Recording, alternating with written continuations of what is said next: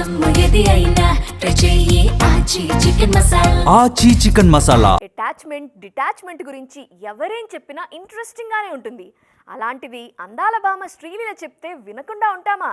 ష్యూర్గా విని తీరాల్సిందే. టాలీవుడ్కి కాసింత దూరంగా బాలీవుడ్కి మరింత దగ్గరగా మెలుగుతున్న ఈ లేడీ ఇప్పుడు ఏం స్టేట్మెంట్ ఇచ్చారు?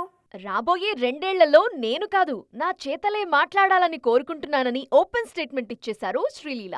పాత్రల ఎంపిక విషయంలో గతంతో పోలిస్తే మరింత బోల్డ్ గా ఉండాలన్నది ఈ బ్యూటీ చెబుతున్న మాట. కంఫర్ట్ జోన్ నుంచి ఆలోచించడానికి కావలసిన అన్ని ట్రయల్స్ వేస్తున్నానంటున్నారు మిస్ లీలా. ఎక్కడ కనిపించినా తన అపీరెన్స్ తో మెస్మరైజ్ చేసే శ్రీలీల తనకి ఫ్యాషన్ వరల్డ్ ఇప్పుడిప్పుడే పరిచయం అవుతోందంటున్నారు. మనకి కంఫర్ట్ అనిపించే కాస్ట్యూమ్స్ నే తాను ఇప్పటి వరకు ఫ్యాషన్ అని అనుకున్నట్టు వెల్లడించారు. సినిమా కెరీర్ ని, మెడికల్ ప్రొఫెషన్ ని సైమల్టేనియస్ గా హ్యాండిల్ చేయటం నేర్చుకుంటున్నానన్నారు శ్రీలీల.